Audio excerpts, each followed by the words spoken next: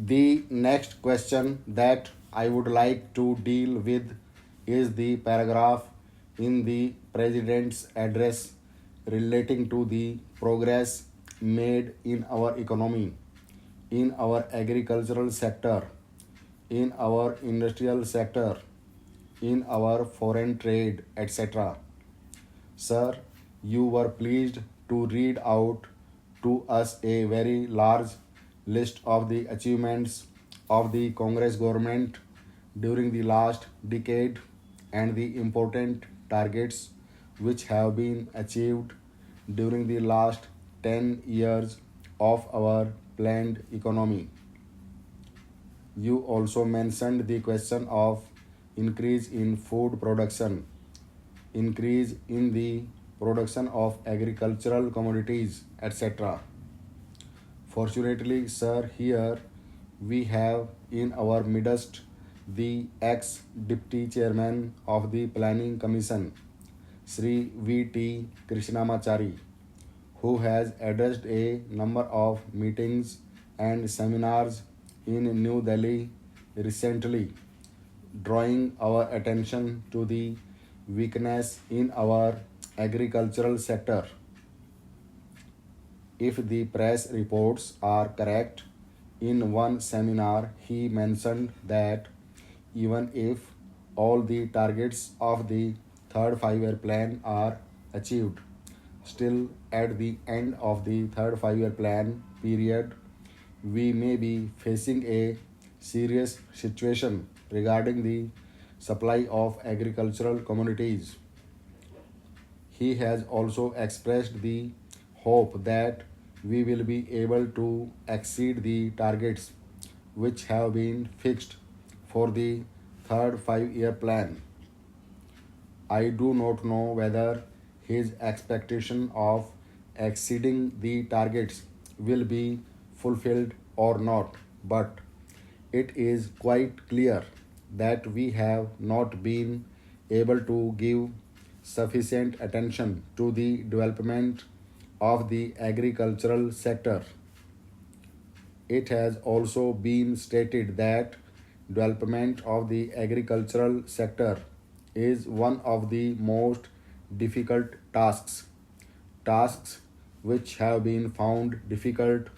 both by democratic countries as well as by countries in which total planning is going on.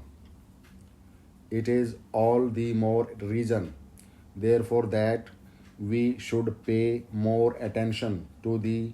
agricultural sector so that it may be possible for us to meet our requirements as and when they arise,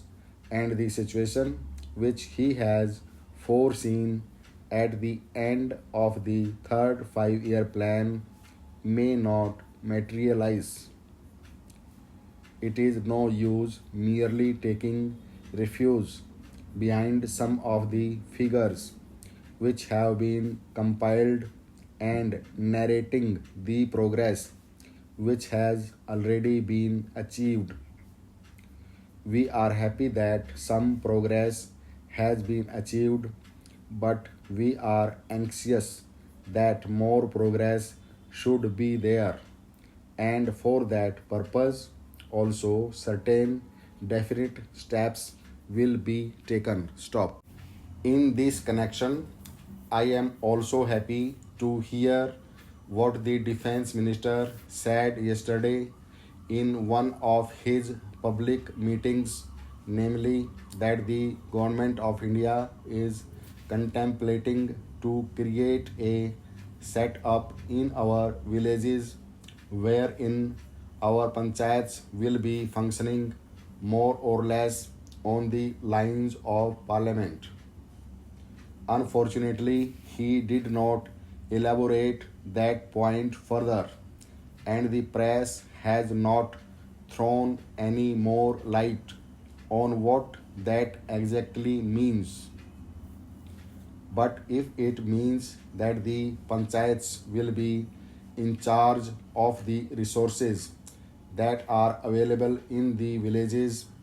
that they will be in a position to determine how best the productive efforts in the villages are to be directed and in what direction, determine what targets are to be achieved, and when the production is there and there is a surplus to be exchanged with other centers in the country, that the panchayats will have their say in the matter. On what terms this surplus will be exchanged with other centers in the country, then I think a very valuable step forward in the direction of building our economy on a decentralized basis will have been taken. We have always taken the view, sir, that if planning is to succeed in our country and if there is not going to be any regimentation of our productive activity and forces, what is necessary is that the common man should have a voice in determining the economic policies and in formulating the economic plans of development, and should have also his say in determining on what terms a village or a group or an industry should be working for the development of economy as a whole. In other words, some amount of competition, some amount of bargaining power is to be generated in the lowest strata of our society and in the lowest rung of our economy, so that with the help of that bargaining power, under the overall influence and policy of the planning commission, it may be possible for us to develop our economy in a manner which satisfies both the interests and the requirements of the nation as well as the aspirations of the people. When people feel that they also have their say in the formulation of policies and programs, and that such policies and programs are not something which is dictated from New Delhi but are those which have been worked out by their own, those who have worked out by their own efforts and as a result of their own deliberations. To that extent, these plans are a part of their efforts in the development of their regions, of their own crafts, their own industries, and their own skills. Stop.